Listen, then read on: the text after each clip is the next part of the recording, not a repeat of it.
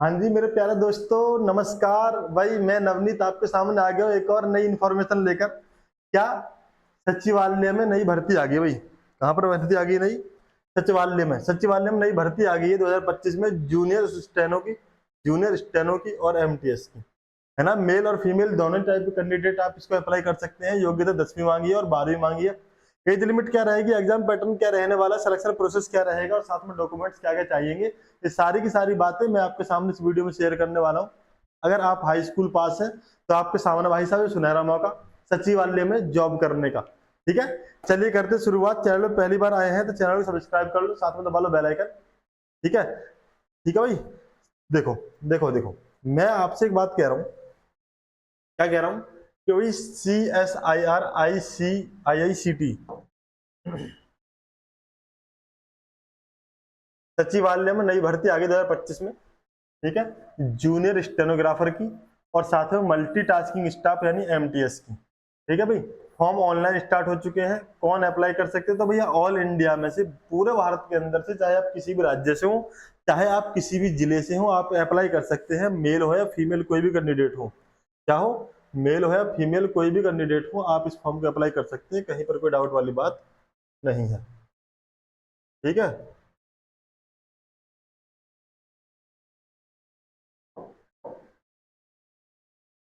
ठीक है भाई। चलिए आगे बढ़ता हूँ। आगे बताऊँ सैलरी डिटेल के बारे में। तो भाई सैलरी इसकी 35,393 शुरू होकर 52,755 तक जा रही है। 35,393 से शुरू होकर 52,755 तक जा रही है। सैलरी अपने आप में बहुत अच्छी खासी है, कोई समस्या वाली बात है नहीं। बस समस्या इतनी सी है कि आप इस फॉर्म को अप्लाई कीजिए। अप्लाई करने के बाद इसका एग्जाम दीजिए और सिलेक्शन ले लीजिए और जॉब कीजिए सचिवालय में। सचिवालय में भर्ती कभी कभी मिलती है देखने के लिए। आपके सामने शानदार मौका, बहुत आसानी से आप इसमें जॉब ले सकते हैं अगर आप एक बार मन बना ले तो। एक बार कोई आदमी ठान लेना किसी काम को करने की 100% अगर उसको ना लगा दे तो फिर उसे मिल जाता। आप जानते हैं इस बात को।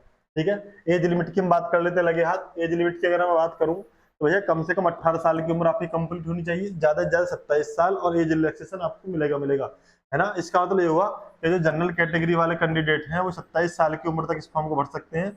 लेकिन जो ओबीसी कैटेगरी वाले कैंडिडेट हैं 27 से वो 30 साल तक की उम्र तक इस फॉर्म को भर सकते हैं।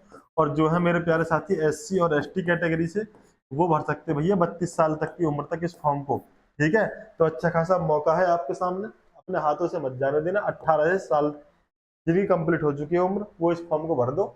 एप्लीकेशन फीस की मैं आपको बात बता देता हूँ। तो 500 रुपये इस फॉर्म की फीस रहेगी। कितनी रहेगी?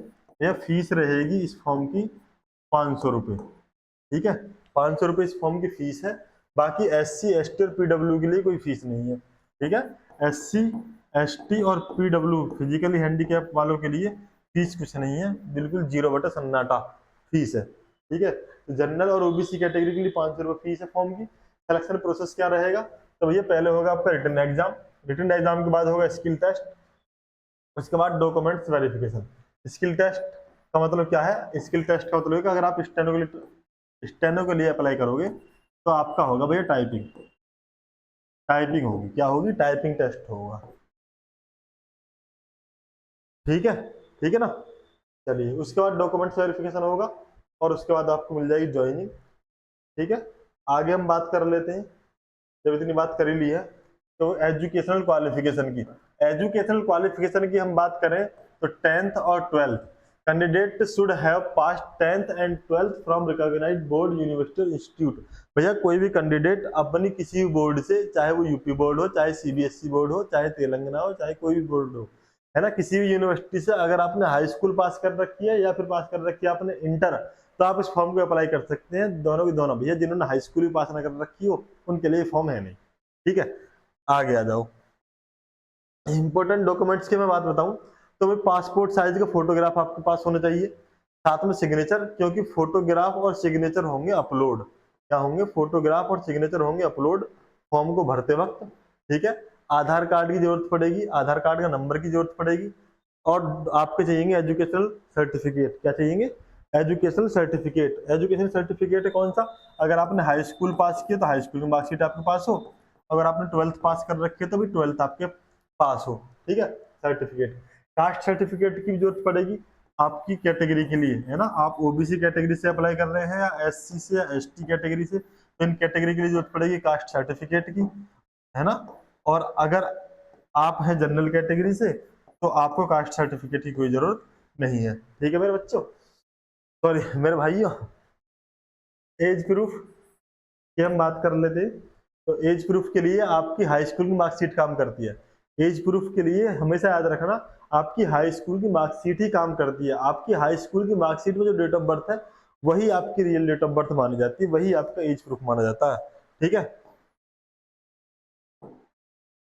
आगे आ जाओ। कैसे अप्लाई कर सकते हैं, तो आपको नोटिफिकेशन पढ़ लेना, है ना। सारी डिटेल आपको भरनी है, पर्सनल डिटेल, उसके बाद डॉक्यूमेंट्स अपलोड करने हैं। मैंने आपको बताया फोटो, सिग्नेचर और डॉक्यूमेंट्स अपलोड करने की जरूरत पड़ेगी। फिर फीस जमा करनी है, सबमिट करना फॉर्म को, प्रिंट आउट निकाल के अपने पास रख लेना, एडमिट कार्ड में जरूरत पड़ेगी। इंपॉर्टेंट लिंक की अगर मैं आपको बात बताऊँ, 14 अगस्त 2025 से 14 अगस्त 2025 से फॉर्म स्टार्ट हो चुके हैं। 12 सितंबर 2025 तक ये फॉर्म भरे जाएंगे।